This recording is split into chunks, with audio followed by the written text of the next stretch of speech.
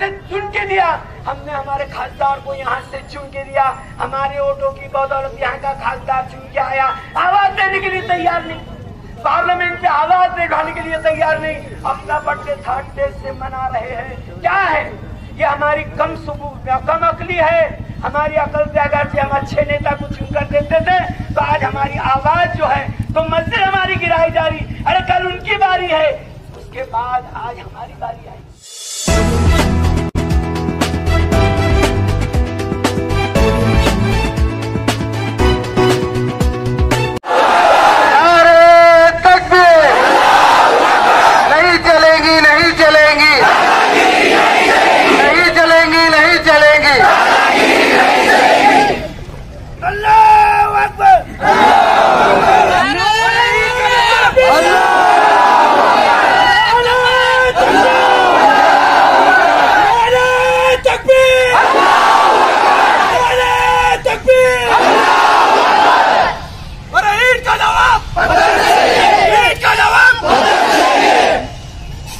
खामोश है तो जुल्मी की तासीर मत समझो, हर मसले को तुम मसला कश्मीर मत समझो।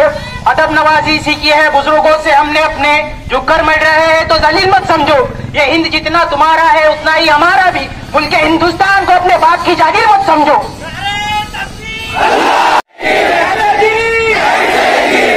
दादाजी मस्जिद के तोड़ने वाले गुंडों को,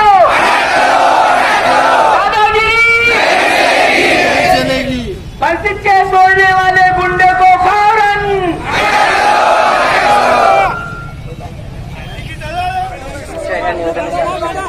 इच्छितो की तुमचं जे भावना आहे ते निश्चितपणे शासनापर्यंत आम्ही पोहोचू, त्याबद्दल निश्चित कारवाई होईल। धन्यवाद। सम्मत करता हूँ और इसका निषेध करता हूँ। मेरे अजीज दोस्तों, ये हादसे यूपी के अंदर होते रहते थे, लेकिन ये यहाँ आ गए, ये क्यों हो रहा है?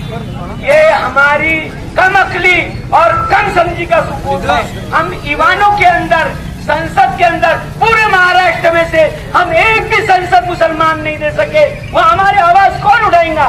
महाराष्ट्र की आवाज उठाने वाला कोई नहीं है। क्यों नहीं है? ये हमारी मुर्दादिली का सबूत है कि हम कभी किसी को चुन के नहीं दे रहे हैं। वहाँ बोलने के लिए ईवानों के अंदर कवानीन बनते हैं, वहाँ कैसे कवानीन बनना, क्या बनना, हम जो है तो उसके अंदर अपना हाथ नहीं बटा रहे। मेरे अजीज दोस्तों, हम बिक जाते हैं, कभी तितर, कभी बिटर, कभी इधर, कभी ये पार्टी में, कभी वो पार्टी में, कभी वो, बस यूं ही रह जाते हैं। वो क्या मिला? अरे हमारे वोटों से जो है तो हुकूमतें चुन, बड़े बड़े लीडर चुन के आए, वो खुश है, और हमारी मस्जिदें तोड़े जा रही है। हमने जिनको दिलो जान से चुन के दिया, हमने हमारे खासदार को यहाँ से चुन के दिया, हमारे वोटों की बदौलत यहाँ का खासदार चुन के आया, आवाज देने के लिए तैयार नहीं, पार्लियामेंट में आवाज उठाने के लिए तैयार नहीं, अपना बर्थडे थर्ड डे से मना रहे हैं। क्या है ये? हमारी कम अकली है। हमारी अकल से अगर से हम अच्छे नेता को चुनकर देते थे तो आज हमारी आवाज जो है तो मस्जिद हमारी गिराई जा रही। अरे कल उनकी बारी है, उसके बाद आज हमारी बारी आई। कैसा है, कैसा हमको जो है तो इसके अंदर जो है तो दिल छोड़कर हिस्सा लेना चाहिए, और आने वाले इलेक्शन में ऐसी यूं ही नहीं बल्कि हमारे जो है तो आमदार हम रवाना करो, वो बात उठाएंगे और हमारी बात हुकूमत तक पहुंचेंगी। बस इतनी दो बातें बोलकर मैं अपना आ गया कि हमारे घरों से लेकर हमारी मस्जिदों तक ये पहुंच चुके हैं, और हमारी मस्जिदों को सिर्फ पहुंचे नहीं, 6 दिसंबर को जो वाकया पेश आया वो वाकया दोबारा दोहराया गया, मीनारों पर हथौड़े बरसाए गए, मिंबरों को तोड़ा गया, हत्ता कि हमारे अजीम पाक कुरान करीम को जलाया गया, उसकी बेहुरमती की गई। हम खामोश रहे, हमने कोई एहतजाज नहीं किया।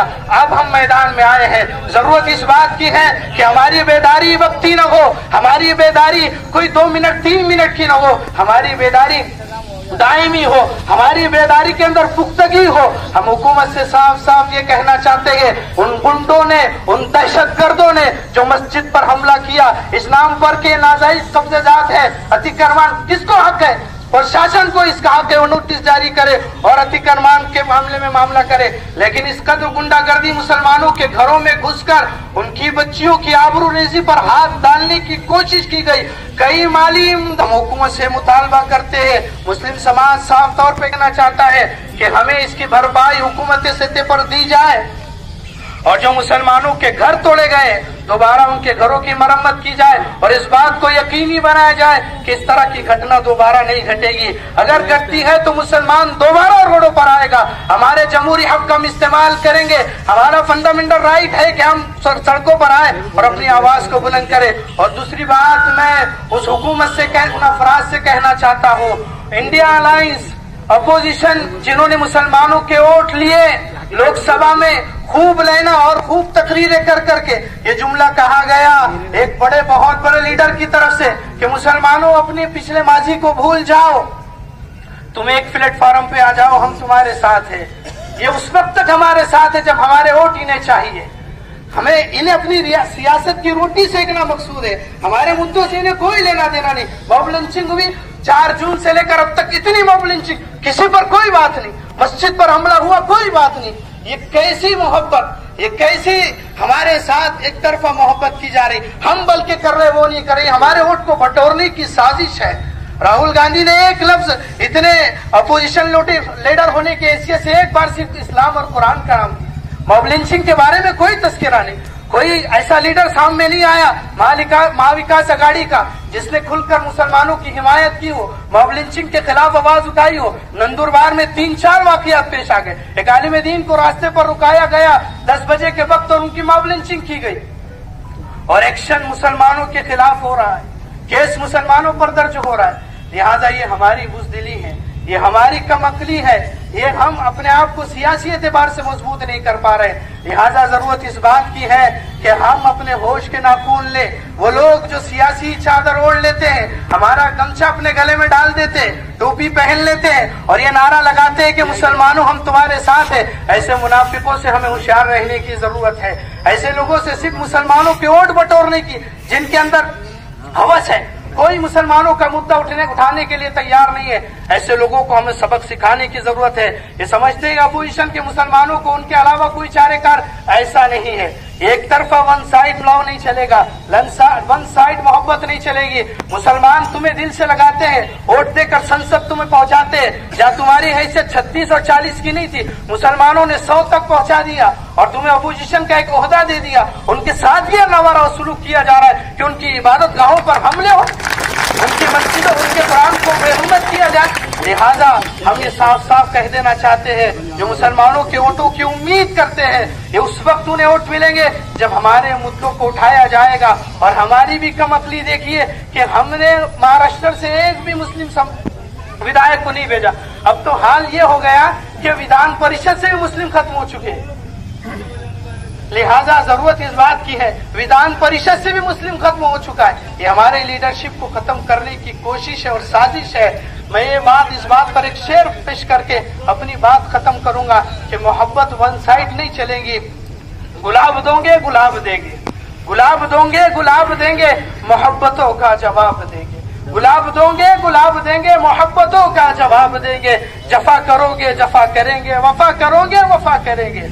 हम आदमी है तुम्हारी तरह साहब, हम आदमी है तुम्हारी तरह साहब, तुम जो करोगे वो हम करेंगे। लिहाजा जरूरत इस बात की है कि अगर अपोजिशन हमारे साथ नहीं है, हमारे वोटों की उनको सिर्फ जरूरत है, तो हमें ऐसी पार्टी और ऐसे लोगों की कोई जरूरत नहीं है। हमें नई लीडरशिप तैयार करने की जरूरत है। लिहाजा निसार सैयद साहब से भी गुजारिश है कि वो नजदीक आ जाए। जज्बा है सभी लोगों का, ये तो संसद तक गया ही होगा। काल या 14 तारखेला कोल्हापूर जिल्ह्यात अनक्रोचमेंट म्हणजे अतिक्रमणाच्या मुद्द्यावरून मशिदीवर काही हरामखोर लोकांनी, जातीवादी लोकांनी, मनुवादी लोकांनी हल्ला केला। त्या हल्ल्याचा सर्वात प्रथम मी निषेध करतो। याच्यानंतर ही दादागिरी, ही भाईगिरीची भाषा महाराष्ट्रात मुस्लिम समाज सहन करणार नाही। प्रत्येक वेळेस मुस्लिम समाजाला बदनाम केलं जातं, प्रत्येक पक्षाकडून मुस्लिमांवर हल्ले केले जातात, प्रत्येक मस्जिदीवर तोडले जातात। अरे त्या विशाळ गडावर ज्या मस्जिदीवर हातोडा मारला तो सर्व मुस्लिम समाजाच्या छाताडावर हातोडा मारलेला आहे. त्या मस्जिदीमध्ये जे मेंबर तोडलं तर प्रत्येक गावच्या मस्जिद मंदिर मधलं मेंबर तोडलेलं आहे. आम्ही प्रत्येक वेळेस शांततेच्या मार्गाने हजरत हुजूर पाक सल्लल्लाहु अलैहि वसल्लम यांनी दिलेल्या संदेशाच्या माध्यमातून शांततेत आंदोलन करतो. पण मुस्लिम समाजाला गांडू समजू नका. याच मुस्लिम समाजाचा इतिहास छत्रपती शिवाजी महाराजांच्या काळामध्ये बघितला असेल. अहो, त्या छत्रपती शिवाजीच्या महाराजांच्या काळामध्ये रायगडावर मुस्लिम मावळ्यांसाठी मस्जिदी बांधण्यात आल्या. मग हे मुस्लिम मावळे जर छत्रपती शिवाजी महाराजांच्या सोबत होते तर मग आज त्याच विशालगडावर छत्रपती शिवाजी महाराजांच्या मुस्लिम मस्जिदी का तोडण्यात आला? म्हणजे ते मुस्लिम मावळ्यांच्या विरोधात आहेत का? हे जे मस्जिदीवर अतिक्रमण करणारे लोक आहेत, हे मस्जिदीवर हल्ला करणारे लोक आहेत, हे छत्रपती शिवाजी महाराजांचे मावळे असूच शकत नाही. छत्रपती शिवाजी महाराजांनी 18 पगड गतीला घेऊन चाललो. आम्ही आमच्या प्रत्येक मराठा क्रांती मोर्चात सहभागी होत असतो. प्रत्येक ठिकाणी आम्ही छत्रपती शिवाजी महाराजांना मान सन्मान देत असतो. मग आज विशालगडावर आमच्या छाताडावर पाय देण्याची काय हिंमत झाली? अरे, याच मनुवाद्यांनी सोशल मीडियाच्या माध्यमातून 8 दिवस पहिले सांगत होते की विशालगड मुक्त अभियान, विशालगड मुक्त अभियान. अरे, आम्ही कुठले बाहेरचे नागरिक आहोत का? या देशामध्ये राहण्याचा अधिकार आम्हाला भारतीय संविधानाने दिलेला आहे. आणि या देशामध्ये राहायचं असेल तर मुस्लिमांना सन्मानाने वागणूक प्रत्येकाला द्यावी लागेल. यावेळेस प्रत्येक वेळेस कायदा हातात कोणी मुस्लिम घेत नाही. पण पोलीस प्रशासनाचं मी विनंती मारतो की पोलीस प्रशासनाच्या तिथं तलवारीने हल्ला करण्यात आला.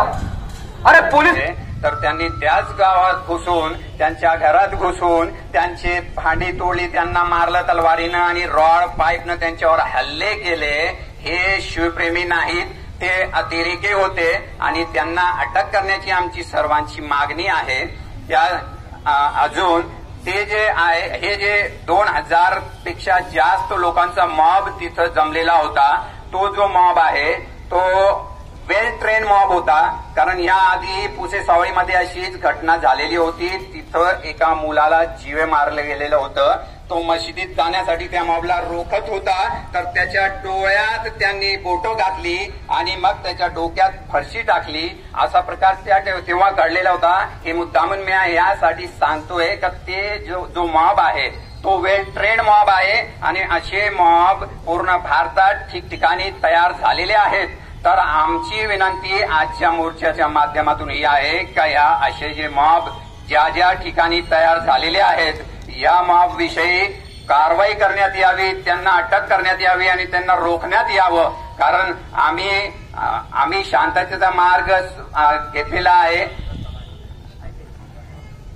आणि असे जे मॉब आहेत त्यांच्यावर कारवाई व्हावी ही मागणी आम्ही करतो. आणि तहसीलदार साहेब